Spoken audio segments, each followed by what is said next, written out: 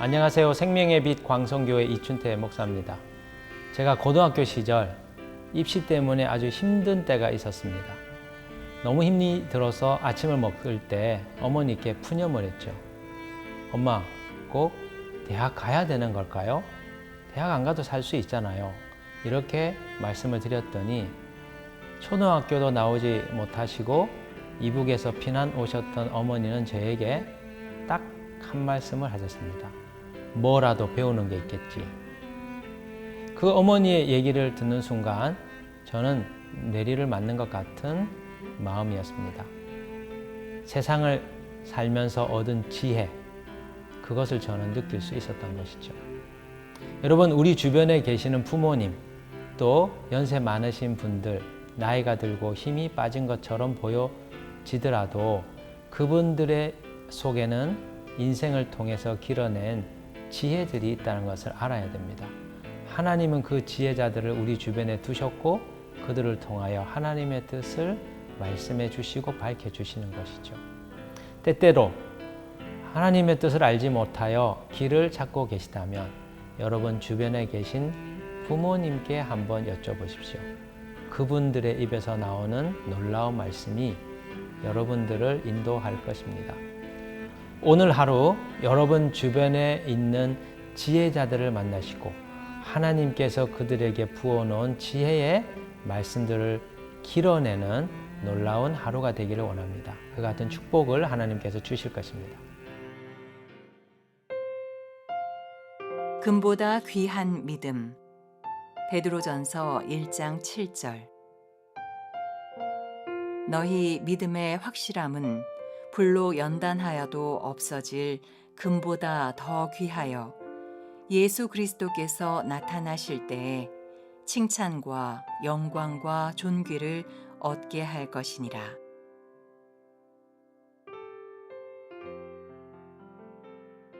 오늘 주신 말씀을 보면 사도 베드로께서 우리에게 놀라운 말씀을 하나 주고 있습니다. 그것은 믿음이 금보다도 귀하다는 것이죠. 여러분, 금이 어떻습니까? 오늘 많은 사람들이 가장 소중하게 여기는 자산으로 생각합니다. 그래서 많은 분들이 금테크를 하죠. 많은 주식이나 부동산들이 요동칠 때 금은 시간에 상관없이 요동하지 않기 때문입니다. 그런데 그 금보다도 믿음이 더 귀하다는 것이죠. 오늘 주신 7절의 말씀을 한번 보시겠습니다. 너희 믿음의 확실함은 불로 연단하여도 없어질 금보다 더 귀하여 예수 그리스도께서 나타나실 때에 칭찬과 영광과 존귀를 얻게 할 것이니라. 여기 보면 믿음의 확실함이 금보다도 더 귀하다고 얘기합니다. 왜 그렇습니까? 믿음이 마지막 때 주님의 심판대 앞에서 우리를 구원해 주기 때문이죠. 금이 아무리 귀하다 할지라도 우리 영혼을 구원할 수 없습니다. 이 땅에 살 때 금은 필요로 하나 영생의 삶에 있어서는 아무런 쓸모가 없기 때문이죠. 순금은 최후의 심판날에 아무런 힘도 발휘할 수 없습니다. 그러나 믿음은 심판대 앞에서 우리를 건져주고 구원해주는 놀라운 위력을 발휘하는 것이죠. 만약 여러분께서 여러분의 자녀에게 유산을 하나 남긴다면 무엇을 남겨주시겠습니까? 어떤 분들은 돈을 남겨주실 것입니다. 어떤 분들은 지식을 남겨주고 어떤 분들은 자신이 소중히 여기는 경험들을 나누어 줄 것 같습니다. 그러나 가장 좋은 유산이 무엇일까요? 그것은 믿음입니다. 믿음을 우리 자녀에게 유산으로 넘겨줄 때 그들은 그 믿음으로 인하여 마지막 날 영원한 구원을 얻을 수 있기 때문이죠. 때때로 자식들에게 남겨줄 유산이 없어서 너무나 가난해서 속상해하는 분들을 봅니다. 내가 너희들에게 남겨줄 것이 없구나. 내가 뭐하고 살았는지 모르겠다. 후회하시면서 자식들 앞에서 눈물을 흘리는 분들을 가끔 만나게 됩니다. 그런데 여러분 속상해하지 마십시오. 내게 재산이 없어도 내가 가진 것 없어도 세상에서 가장 좋은 것을 자녀들에게 물려줄 수 있습니다. 그것이 믿음입니다. 이 믿음을 자녀에게 나누어 주는 분은 최고의 부모가 되는 것이죠. 영생을 얻을 수 있는 영적인 자산을 자녀에게 나누어 주기 때문입니다. 오늘 말씀을 보면 중요한 포인트가 하나 나옵니다. 분명히 이 믿음이 금보다도 귀한데 그냥 믿음이 아닙니다. 확실한 믿음이어야 된다는 것이지요. 7절에 보면 너희 믿음의 확실함이 이렇게 기록이 되어 있습니다. 믿음이 확실해야 이것이 마지막 날 우리를 구원한다는 것이죠. 그러면 확실한 믿음은 어떤 것일까요? 믿음이 확실하다는 것은 무엇을 뜻하는 걸까요? 그 다음 절 8절에 보면 예수 그리스도를 사랑하고 신뢰하는 믿음을 얘기합니다. 8절에 보면 이렇게 기록이 되어 있습니다. 예수를 너희가 보지 못하였으나 사랑하는도다. 믿음에 대하여 얘기하고 난 바로 직후에 예수님을 사랑하는 것에 대하여 언급하고 있죠. 믿음과 예수님의 사랑이 무언가 관계가 있다는 것입니다. 참된 믿음이 뭘까요? 우리에게 구원을 가져다 주는 믿음이 뭘까요? 예수 그리스도를 보지 못하나 그를 사랑하고 그를 신뢰하며 믿는 믿음을 말합니다. 흔히 많은 분들은 믿음에 대하여 오해를 하고 있습니다. 첫 번째는 믿음을 자신의 의지라고 생각하는 것이죠. 믿습니다. 이런 일들이 일어나게 될 줄로 믿습니다. 그러면서 자기의 의지를 발동합니다. 그것을 믿음이라고 생각하죠. 성경적인 믿음이 아닙니다. 또 어떤 분들은 믿음을 자기 열심으로 오해하기도 합니다. 교회 활동을 열심히 하거나 교회 봉사를 열심히 하는 것을 믿음이 좋다고 우리가 이야기들을 하죠. 그러나 그것도 성경적 믿음이 아닙니다. 또 세 번째, 사람들이 오해하고 있는 믿음은 아무것도 하지 않고 그냥 하나님을 바라보는 것을 믿음이라고 생각합니다. 그런데 때때로 믿음은 우리에게 요구되는 합당한 행동들이 있습니다.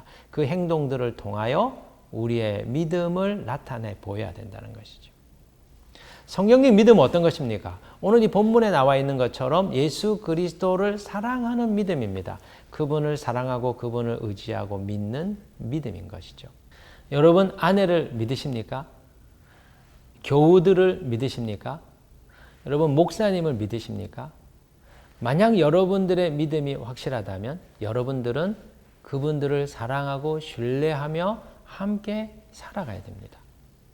말로만 믿는다고 하는 것, 생각으로만 믿는다고 하는 것은 믿음이 아닌 것이지요. 한 번은 저에게 상담을 요청하러 온 청년이 있었습니다. 그 친구는 제대를 하고 난 뒤에 복학을 하게 되었는데 삶이 너무 힘든 거죠. 학교 생활에 적응하는 것이 너무 고달팠던 겁니다. 그래서 저에게 제가 휴학을 하고 싶은데 목사님 생각이 어떠십니까? 제가 아니라고 얘기했습니다. 지금은 좀 힘은 들지만 아직 적응이 되지 않은 거니까 좀 견디고 버티면 이겨낼 수 있을 것이다. 대부분의 복학생들이 겪는 일이다. 그렇게 권면을 하고 돌려보냈습니다.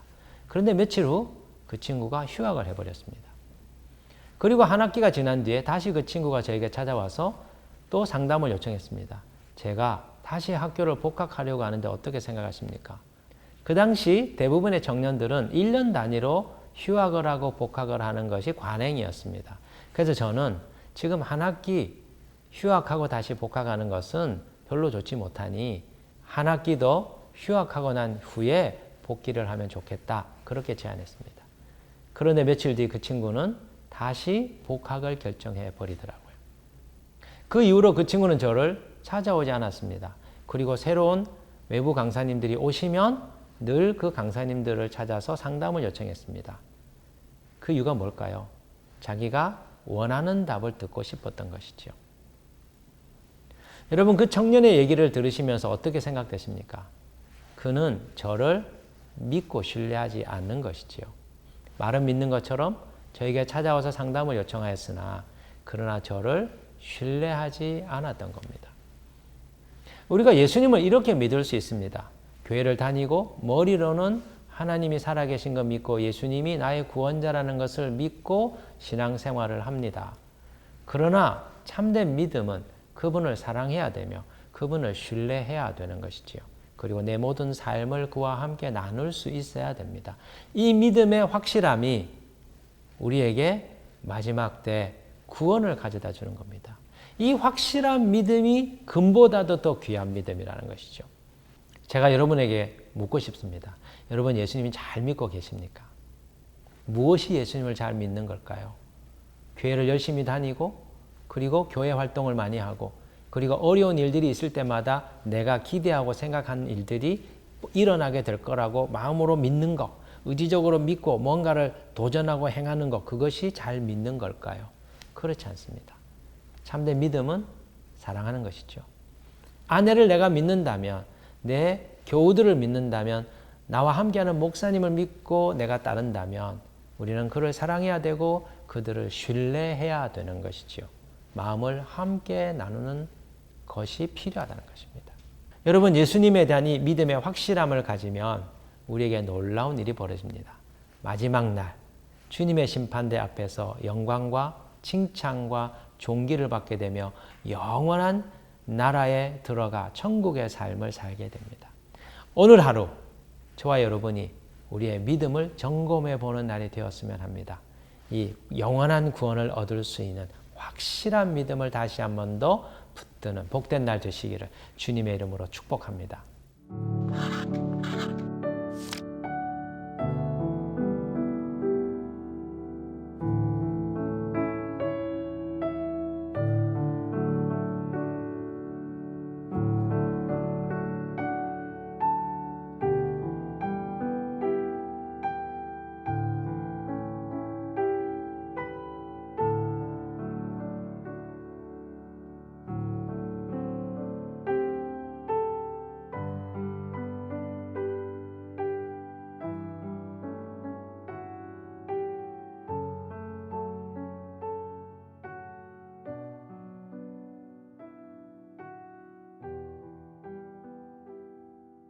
오늘 주신 말씀으로 같이 기도하겠습니다.